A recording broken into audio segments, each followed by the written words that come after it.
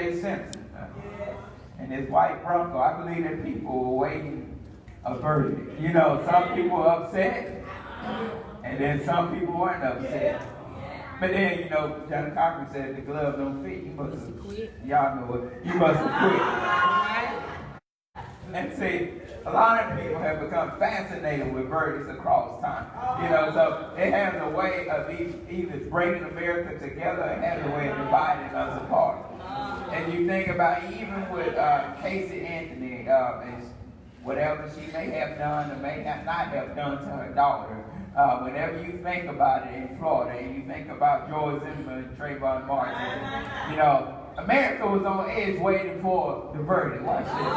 And, you know, oftentimes we're on edge waiting for the verdict. Everybody made up in their mind that Casey Anthony was guilty, George Zimmerman was guilty. But then the judge asked the jury, he said, have you reached the verdict? And they say, yes, Your Honor, we have. And then he said, read your verdict. And they said, not guilty. And then everybody fell all apart. But, you know, that's the way it goes sometimes. But as you think about it, whenever you're judging people, whenever you're thinking about judging, a lot of people think they're qualified to be a judge. Right. A lot of people have a lot of BS and MSs, and they somehow have gotten that without going to college, and now they think that they're a judge. You know. Right. But if you begin to think about it, God did not ask any of us to be a judge. All right. Here it is. I'm understanding that you understand what I'm talking about, because a lot of people think they're qualified. But even a judge has to have certain qualifications before they can start judging people. Oh, well, man, we're some of the most judgmental people there is. Whenever you think about it, we're some of the most judgmental people. You say, I don't like that dress she got on. That don't look right on her. I don't like that suit he got on. That don't look right on him. But when you begin to think about it, here's what Jesus was saying here on the mount. He was here talking to his disciples here. He was on the mount, he had given them the Beatitudes, and he began to talk about judging people. So he was not telling them that they could not discern, but he was talking about being critical of people when they judge. You got to be careful how you judge people sometimes. Because a lot of people are not doing judgment out of love, but they're doing it out of a place of hate. And they're doing it out of a place where it's not in God. So you got to be careful. It's a fine line to balance and a fine line to walk, because everybody's not qualified to judge. Watch it. So his first point is you got to be qualified. You got to be qualified. So there's some qualifications you got to have. I can't just put on a black robe tomorrow and go to the circuit court and say I'm going to be a judge, because I was not elected to be a judge there. And so, you know, I can interpret it, but that don't make me a judge.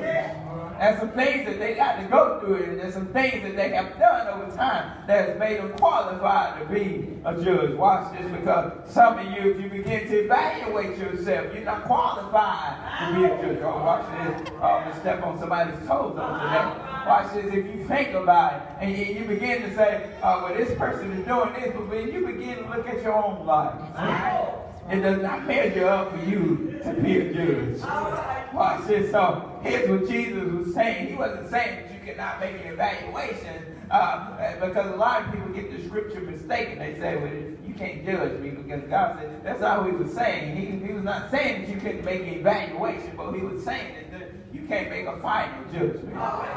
Because some of us have a tendency to condemn people straight to hell, and we have a tendency to tell people exactly where they're going, because they may drink or smoke and don't do things as we do it. We have a tendency to tell people, you know, you're going to hell, right? But God is saying, you don't know the heart of the person, so God did not make you a judge. You know, because oftentimes, just because people mess up does not mean that they don't have a good heart. Watch this. So you can mess up sometimes, but the same way that God redeemed you is the same way we can redeem everybody else. Watch this. I may not get very many amens on today, but I'm going to step on some toes in the process. So it is that he was telling them that in all, he said, judge not, that you may not be judged. So here it is that as you begin to think about it, and the second point is that don't be hypocritical. So if you begin to think about it, as I begin to make my evaluation, so he's not telling me that I cannot evaluate, but he's telling me not to make a final judgment. So that's what he's saying. So here it is that in being hypocritical, a lot of people are hypocritical. How can I judge somebody else for what they're doing, but then my life is tore up from the floor?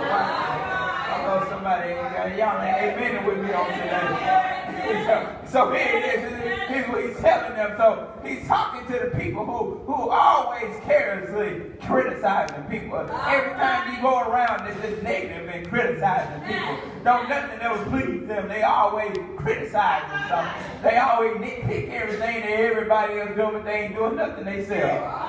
So you got to be careful of these types of Christians, because oftentimes it's not out of place of love. All right. Here it is that if you begin to think about it, some people have Judge Judy spirits. You know Judge Judy. Judge Judy ain't never satisfied with nothing. That's a mean woman. I was watching her the other day. She won't let you get nothing out. She always tell you think I'm an Indian or something.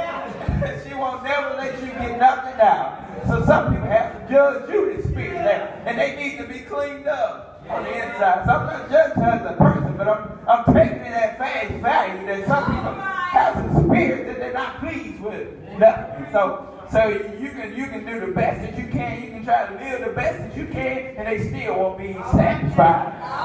And still find something to criticize you for. So he's talking to the people who got critical spirits, the people who are always making judgments against people. This is who Jesus was talking about. That's what he was warning his disciples to be careful of. Don't become careless in your judgment. So here it is that oftentimes, even with a judge, sometimes a judge can have some conflict of interest. You want to be a judge so bad. But then they got this word called recuse. Recuse means that I'm stepping aside because there's a conflict of interest that I might have, and I cannot judge this case fairly. See, that's the people who can't be fair in your judgment, so you need to just step aside. Right. So some people got problems because they've been saved for a little hot minute, and they used to drink or whatever, and so they want everybody else to be saved just like them, but still, they still messed up, and they still tore up, and still got parts of their life that they need to be fixed. Watch this. So some people been saved for a little bit, and they think that that's qualified them to judge people. Then they said, now I used to drink. Now if I can stop drinking, I know that you can stop drinking. But Jesus is saying you need to be quiet. Oh my God. Because I didn't ask you to be the judge. Because the same way that I met you down there, it's the same place I can meet them in. Why? You ain't been good all of your life. Somebody pray with me on this point. You ain't been good all your life. You ain't did everything right. But when I look back over everything he's done, I know that Jesus has the power to clean him up. The same way that he cleaned me up is the same way that he can clean anybody up. Go ahead and pray with me on this morning. I'm coming on down the lane. I might be stepping on some toes, but just pray with me on this morning. So this is what he was saying, is that whenever you're critical, whenever you're judging people, don't be critical. You can't condemn them to a final judgment. You know, James 3:2 even says, for we all stumble in many ways. He said, if any man does not stumble in word, he is a perfect man. Also able to brighten the whole body. Watch this, because there's some people. They say, well, I don't do this and that, but then you stub your toe in the morning, watch you cuss. Oh, I ain't talking to nobody in here. You let somebody look at you the wrong way and see, won't you say something back? Let somebody talk about your mama or somebody like that and watch you say something back. Because some people are saying, well, I don't do this. You may not do it, but then you got some other areas of your life that still need to be cleaned up. Watch this up. So, y'all ain't going to talk to me on today, but I'm going to keep on preaching because nobody is perfect. A lot of people think that because they're saved, that means that they're perfect. But you're not perfect. I've met people before, and we have to do this exercise and say, well, what's a weakness you have? I don't have a weakness. I don't have nothing wrong with me. I say, you don't have nothing wrong with you? You ain't got nothing you can identify. There's a problem with that. If you can't admit that you got something wrong. I can admit that I got some things wrong that still need to be fixed. But I know that I serve the same God. And the one that cleaned me up is the same person that can clean up a prostitute, he can clean up a drunk, he can clean up an addict. He's still in the fixing business. Anybody know God is still in the fixing business? So watch this. So the third point is you need to evaluate your standard. Because a lot of people have standards that's higher than God's. And you want people to measure up to their standard. But it's a problem with your standard. Because the Bible declares, therefore, we all have sinned and fallen short of the glory of God. Watch this, and not even that, because you're still sinning. Because I bet if I was a fly on the wall and I looked at you on this morning, you probably sinned. I bet if I looked at you on last night, you probably sinned. Watch this, there's somebody who may be here on today, but you in the club last night. There may be somebody here on today who's here on today. And you may have sung in the choir, but you was working last night. I'm going to come on down the lane. But you made some mistakes, and I understand that this God I serve, that we're all imperfect people who can still be perfected by Christ. And so this same God that allowed for me to be saved, this same God who cleaned me up is the same God. Is the same God who can clean others up. So you got to evaluate your standard. And this is what Jesus was telling them. He said, for with the same judgment you judge. He said you will be judged. And with the measure you use will be judged, measured back to you. So the same way that you nitpick and judge somebody is the same way that God is going to judge you. Aren't you glad that when Jesus came down that he didn't nitpick all of our sin? Because it would have been a high standard that we had to reach. But he came down 42 generations just to save a sinner like you and me. So I'm glad, because I know that with his standard it was kind of a low standard, but he still had the salvation for those who would believe. So I'm glad for this standard, and I'm glad that he didn't nitpick me, because if he had nitpicked me, I would have never found that Savior. So you got to understand that you made a lot of mistakes. And you got to understand that we're all filthy rags. But you got to also understand we're all sinners saved by grace. So the Bible declares in Romans 8, he said, watch this, he said, for while we yet sinners, and Christ loved us so that he died for us. Watch this. And I'm glad for that, because the same way that he died for me was the same time that he died for anybody else who wanted to believe. So you got to be careful of your standards sometimes.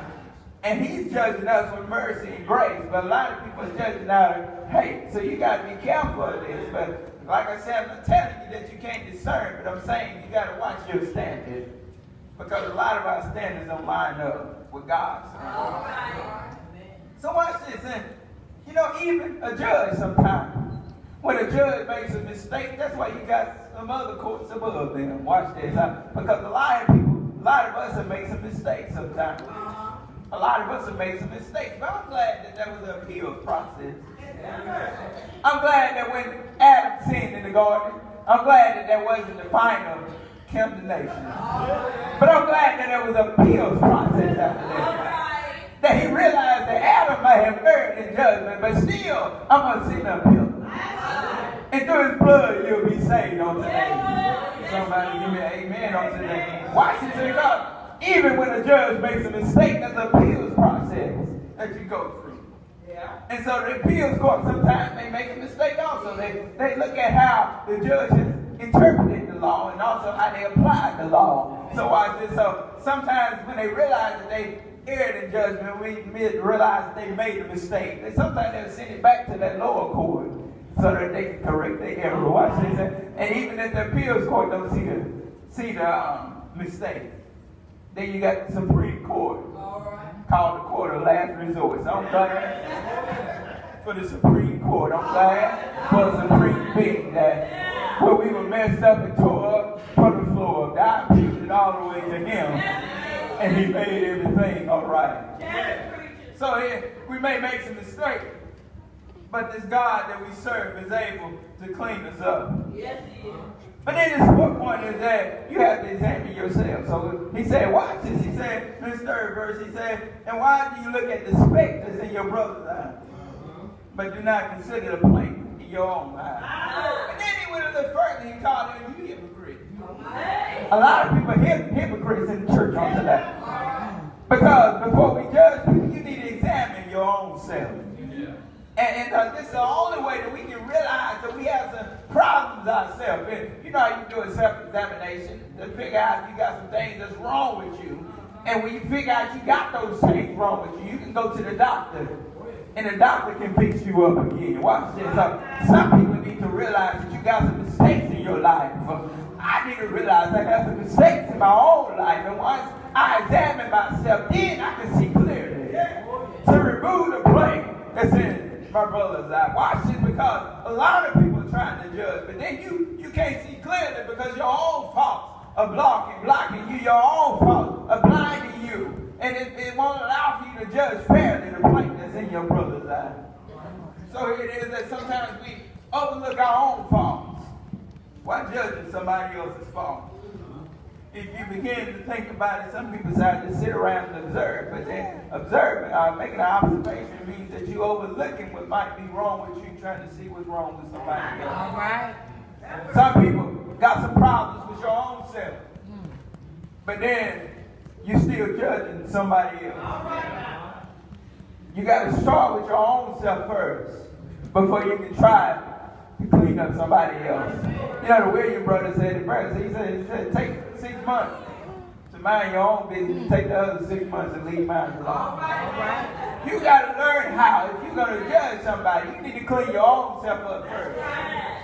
And then you can tell somebody else how to clean themselves up. Galatians 6:1 says, brethren, if a man is overtaken in trespass, he said, you who are spiritual, restore us in the spirit. But then he told them, he said, of gentleness, considering yourself, lest you also be tempted. So watch this, he said in gentleness. So it's a way that you have to correct people. All right. You can't just go to them out of hate. No, you just can't go out to them until you got mad. And now you want to correct them. But you need to be gentle and kind and show them the same respect that God showed you. You need to show them the same standard that God showed you. Why are you saying this? Because if you look over in John the 8th chapter, we see here that Jesus is in the church. He's in the temple. And as you think about these scribes and Pharisees, these religious teachers of that day, Jesus was telling them they got some faults they own self. He said, you think you're holy, but you really ain't holy. Watch this, the people who may be sitting on the front row every Sunday. The people who may bake the most cakes and pies. The people who come to Wednesday night Bible study and even the intercessory prayer may be tore up from the floor. The same people who come to church and tell everybody else how to be holy. Maybe the same people who don't make it to heaven themselves. Uh-oh, I stepped on somebody. Go. Watch this, so you got to be able to look at your own faults before you can tell somebody else how to fix their own. So these people thought that they were so holy, thought they were so glorious. They came here, they come to Jesus. Jesus minding his own business. And they trying to find a way how to catch him up. And Jesus said in the temple, it says that they came and they brought a woman in adultery. But Mr. Lucinda, one thing I found out is that I noticed this in the verse. They brought the woman, they left the man. Somebody said it took two to tango. Watch that. They brought the woman, but then they forgot the man. So some people are issuing judgment, but then you leaving some parts out. You leaving some people who had an invitation to the party. So here it is, they brought the woman, but then they forgot to bring the man. And so Jesus is minding his own business. They said, what does the law say? What the law of Moses said to do to such a one? But Jesus just writing on the ground, minding his own business. And here it is. They said, now the law of Moses said that such a woman should be stoned. They said, but what do you say? See, that's the problem. A lot of people are trying to issue their own opinion. When the Bible is already clear. Don't ask me what I say, but it's what the Bible says. That's the standard that we got to live up to. It's not what I say. I can make up anything. But it's what does the Bible say about it. So they already knew what the law said to do. But they wanted to figure out what Jesus said so that they could catch him up. A lot of people do that on today. They ask you what your opinion is so that they can try to catch you up. So it said that Jesus stood down on the ground and he began to write. They didn't say what he wrote, but they say he started writing. Because you know that people are persistent. They'll get on your nerves sometimes. You got to write sometimes. Just mind your own business. Watch this, but then they said so when they continued to ask him, they kept asking him over and over again. And said Jesus raised himself up and he told them, he said, he who is without sin, let him cast the first stone in her. So the fifth point is God found us not guilty. So watch this. So as they began to try to set Jesus up, and Jesus rocked their whole world, he changed that whole narrative. He changed everything around. He said, let you who without sin cast the first stone down. And I believe that they began to think that I probably should have been caught in adultery myself. I believe they began to think about fornication and all the other sins that they had done. And so when they thought about this woman's sin, they said, Lord, it won't measure up. And it said so that they began to drop their stones. And the Bible declares that they were convicted by their own conscience. And sometimes, some people can't admit when they're wrong. Some people can't admit when they err in judgment. But if you are a child of God, you should be able to admit that I made some mistakes. You should be able to admit that I messed up my own self. So I'm going to go ahead and drop my soul. Because I'm willing to give him a second chance. And why is that? Because God gives me chance after chance after chance. He's a God of unlimited chances. Yes, he is. And as they begin to think about it, I believe they begin to think that when Paul said that being there, we're all justified freely by grace through the redemption that is in Christ Jesus. Said that they were convicted by their own conscience. And it said that when they done this, that it said all the stones began to drop. Jesus had to scoot back down on the ground because he already knew what was going to happen.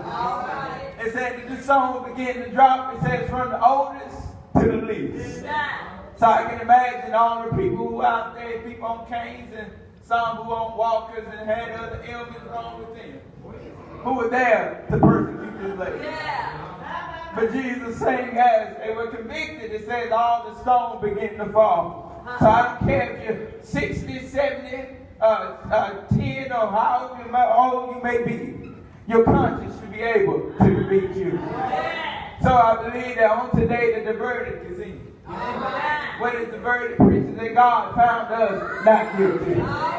When we were filthy rags in his sight, I believe that he found us not guilty. And sometimes the way it is that it says that when Jesus rose back up, he said that Jesus said, woman, what thou accusest? Has that no one condemned you? So just like a court case, that when there's no evidence, the case is thrown down. I believe that over 2,000 years ago, that Jesus threw out our praise. When he went up to Calvary's old rugged cross, he knew that we might have been guilty. But through his blood, we were found not guilty. So watch this, he gave us a second chance on today. So I believe that court is now out of session. And the verdict is in on today. What's the verdict on today? That you're found not guilty through Jesus Christ. Is there anybody here on today that know you can admit that you made some mistakes? But then you can also realize that Jesus gave you a second chance. Is there anybody here on today that knows that you have to fix yourself up before you can judge somebody else? I can hear the woman caught in adultery. saved, I made some mistakes. But I'm glad for Jesus. Telling them that let he who is without sin, let them cast the first stone. Is there anybody here on today that may have a critical spirit? That may have a hypocritical spirit? But when you begin to think about all the things you've done, you begin to drop your stones on today. Is there anybody here on today that's glad for the grace and mercy of God? That we didn't sinners not saved by grace. But when he came down over 2,000 years, I believe he went up to Calvary's old cross. And he went up to save a sinner by me. He said that he was wounded by our transgressions. He was bruised by our iniquities. And the chastisement of our faith was on his shoulders. Is there anybody here on today that knows that through Christ Jesus who is saved on today? Is there anybody here on today when you were turning a bottle up to your mouth, when you were smoking a pipe on today, when you were in the club and you're lost in your sin, and Jesus reached way down on today just to pick you up on today?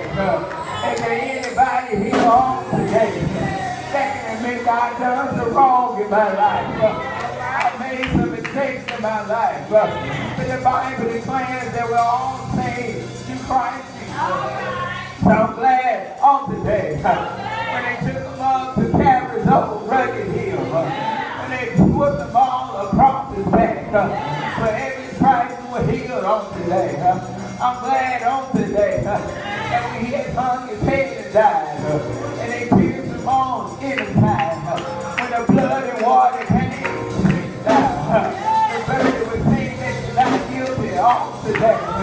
I'm glad for the blood, because it saved an old wretch like me. I'm glad on today that when I was lost on today, I could not find my way. That Jesus came on and stepped on into my life. Not only that, but the story didn't end there. But when they took him down to old Barry tomb, they took him to Joseph's old Barry tomb, and said that he stayed there that first day. And said he stayed there that second day. But then when the verdict came in, he rose on up on the third day morning with all power in his hand. He rose up, he snatched it back from him. And he was saying that you're not guilty on today. So I offer you a gift on today. And that's the gift of eternal life. Is there anybody here on today who don't mind giving God the praise? Is there anybody here on today who don't mind lifting up your voice and say thank you, Lord? Is there anybody here on today who don't mind putting your hands together? Is there anybody here that don't mind stopping your feet and saying that I was guilty, but through Christ Jesus I'm not guilty? I'm exaggerating on today. He gave me the gift of eternal life. It's all over down here. I know that I'll be found right with him. I know that I'll receive a long white robe. Is there anybody here on today that feel like giving God the praise? Well, that's all right. You can go ahead and receive. But I know what God has done for me. What did he do? Preach the way he picked me up. He turned me around on today. He placed my feet on the top of the road. Anybody here that when I'm going through these things, I know he's found me not guilty on today. Is there anybody here that feel like lifting up your voice, that feel like giving God the praise, or stand on your feet on today and say, just not, you might not be good. I understand. I made the mistakes. I done some things. Just to Christ Jesus and pick me up on today. Aren't you glad on today that Jesus picked you up when you were lost in your sins? Aren't you glad on today that when the verdict came back, Jesus said you're not guilty on today? Aren't you glad on today when the verdict came in, he said it was written right in you? I'm glad Because that means when I leave here, that when I finish, y'all, when I walk across the finish line, He's going to say, well done. When I walk on across the finish line, when my work down here is done, I'll be found right with God. Because my judges say not guilty. I'm glad on today that I can take off this old robe I got on. I can slip on the long white robe.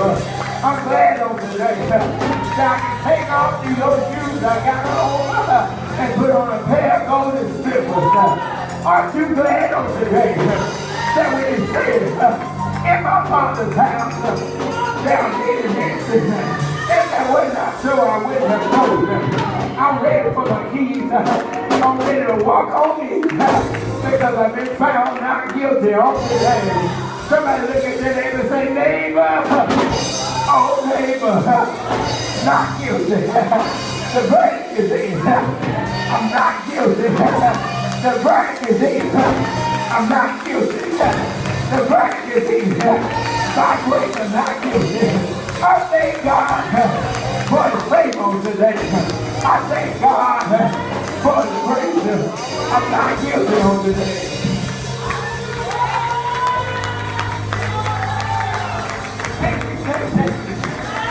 Praise God for being not guilty.